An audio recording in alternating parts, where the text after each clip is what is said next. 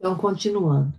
Em meus primeiros escritos, repete-se um pensamento pelo qual eu pretendia dar à cognição uma base diversa da vigente hoje. Na filosofia exterior, baseada em pensamentos norte-americanos, o homem é o mero espectador do mundo. Com seu processo anímico interior, ele não passa disso. Acredita-se que, mesmo não estando ele presente, ele não vivenciando novamente a alma, o que acontece lá fora no mundo, nem por isso tudo deixaria de ser tal como é. Em relação aos fatos acima mencionados, isto é válido para a ciência, mas também para a filosofia. O filósofo atual sente-se perfeitamente à vontade como espectador do mundo, isto é, dentro do elemento meramente letal do conhecimento. É desse elemento mortífero que eu queria salvar a cognição. Não cessei de repetir que o homem não é apenas o espectador, mas o palco do mundo, palco em que os grandes acontecimentos cósmicos sempre voltam a realizar-se. Sempre disse que o homem, com sua vida anímica, constitui o teatro onde se desenrola o drama mundial. Olha que interessante isso, hein? Que bonito. Isso pode ser revertido de uma forma filosófica abstrata. E, em particular, no capítulo final, sobre liberdade, em meu livro Verdade e Ciência, os senhores encontrarão este pensamento bem acentuado. Aquilo que se passa no homem não é algo igual ao resto da natureza. O resto da natureza penetra no homem, e o que nele se realiza é, ao mesmo tempo, um processo cósmico, e não um processo cósmico, de forma que a alma humana é um palco de um processo cósmico e não apenas humano. E com essa formação, naturalmente, hoje em dia, ainda somos dificilmente compreendidos em certos círculos.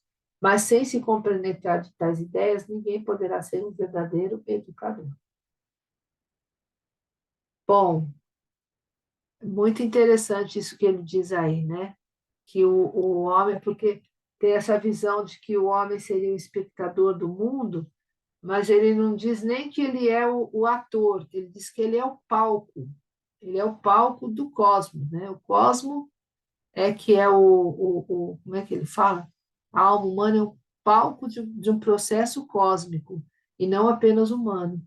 Então, o que está acontecendo no cosmos se desenrola na alma humana, né? Então, é como se fosse um teatro onde se desenrola o drama mundial. Bonita essa comparação, né? Interessante. Muito.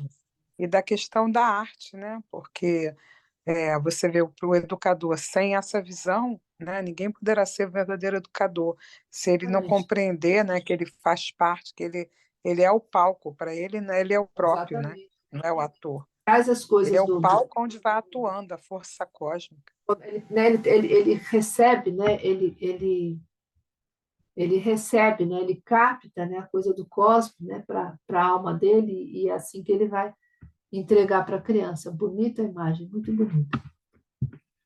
O que realmente ocorre na entidade humana? De um lado está a natureza ósseo-nervosa, de outro a sanguíneo muscular. Pela atuação conjunta de ambas, constantemente são recriadas substâncias e forças.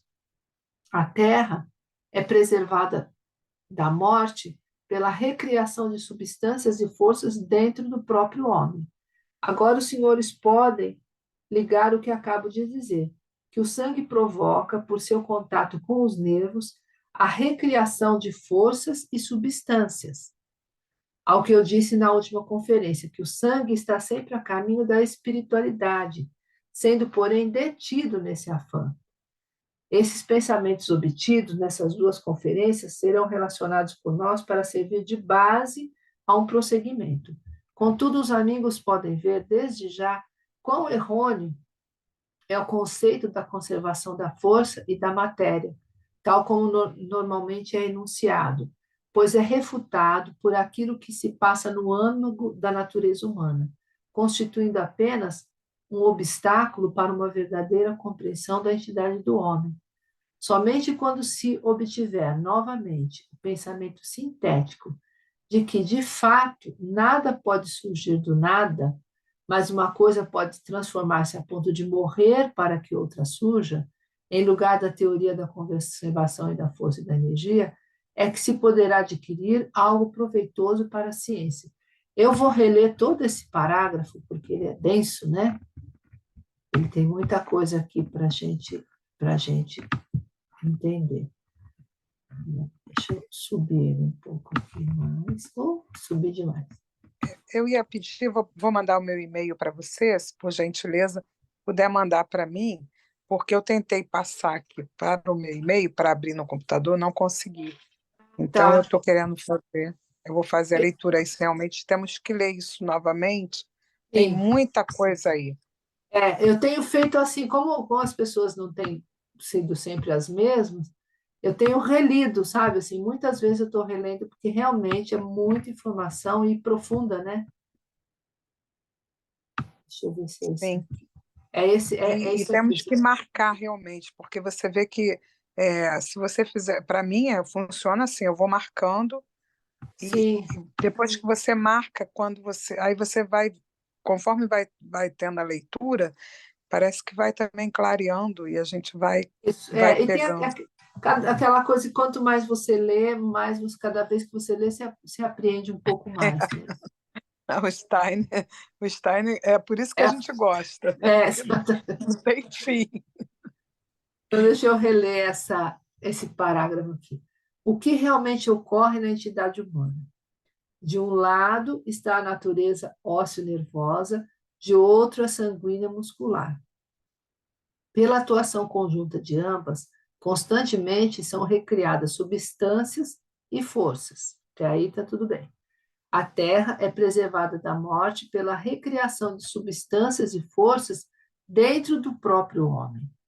Agora os senhores podem ligar o que acabo de dizer, que o sangue provoca, por seu contato com os nervos, a recriação de forças e substâncias. Ao que eu disse na última conferência, que o sangue está sempre a caminho da espiritualidade, sendo, porém, detido nesse afã. Esses pensamentos obtidos nessas duas conferências serão correlacionados por nós para servir de base a um prosseguimento. Contudo, os amigos podem ver desde já quão errôneo é o conceito de conservação da força e da matéria, tal como normalmente é enunciado, pois é refutado por aquilo que se passa no âmago da natureza humana, constituindo apenas um obstáculo para uma verdadeira compreensão da entidade do homem.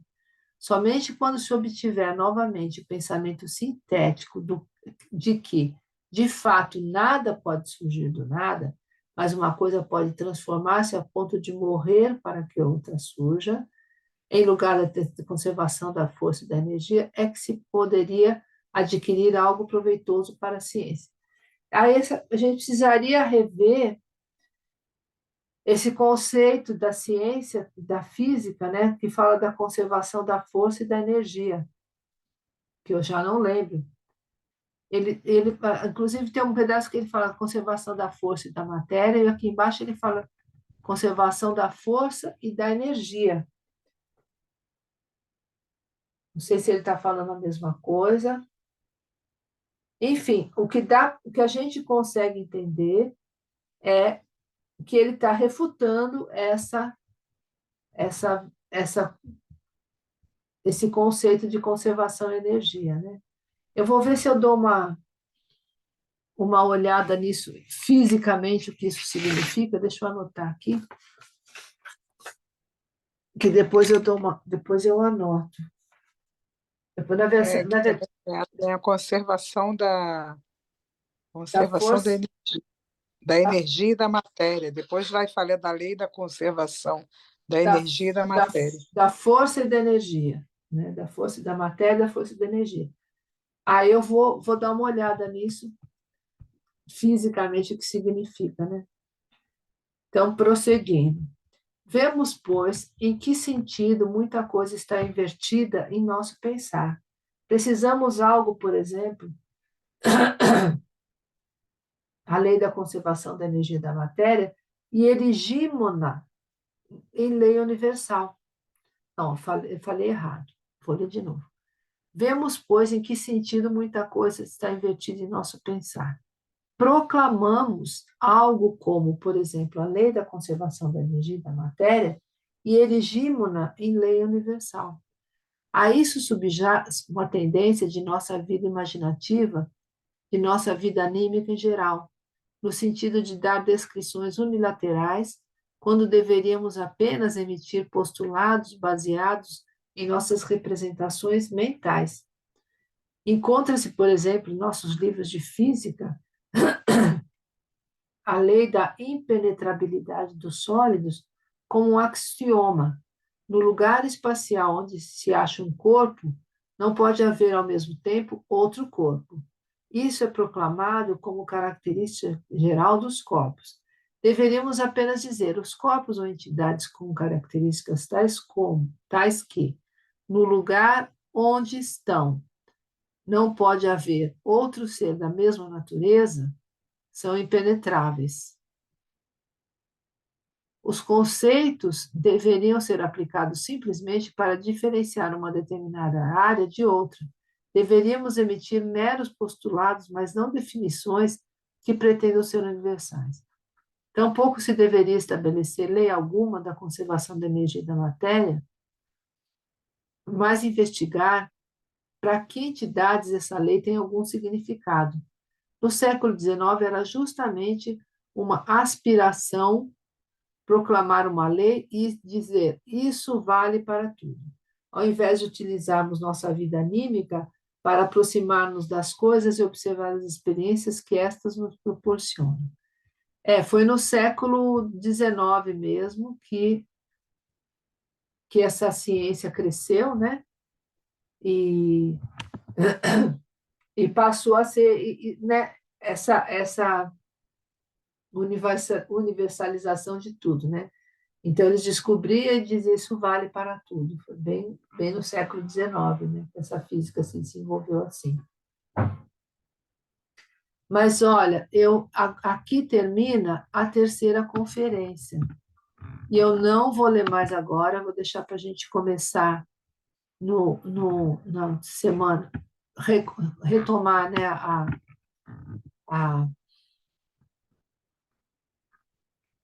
retomar na semana que vem. Uai, gente. Eu peguei errado. Peraí. Não é isso, eu tenho que fazer. Tirar daqui, peraí. Pronto. Eu pensei, então, faltam uns minutinhos, eu vou dar uma procurada rapidamente no Google aqui, Lei da Conservação e da Energia da Matéria, ver se a gente. Conservação da força e energia, né? Ele fala duas coisas diferentes. Celso, você está aí? Senão Força da matéria e força da energia. Agora, se for possível você enviar para o meu e-mail, eu vou passar meu e-mail, porque aí eu vou também fazer uma Põe no chat leitura para para mim, quando. o pessoal. Tá, para poder Não, dar peraí, pode pôr sequência. aqui. A gente ainda. Peraí um pouquinho, deixa eu só Tá, peraí. deixar isso aqui. Que a gente ainda tá aqui, pode pôr no chat, eu copio aqui, copio e colo.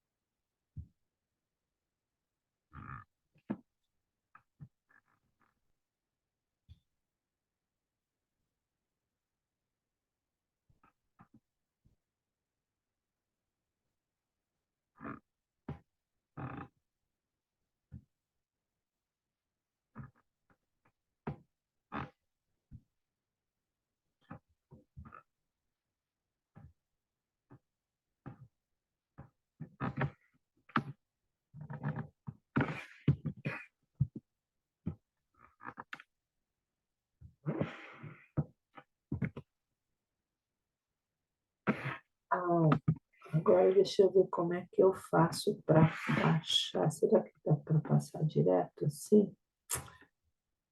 Deixa eu ver. Não, então eu vou salvar, fechar. Bom, é possível que ele vá com as Eu acho que linhas. está no meu e-mail.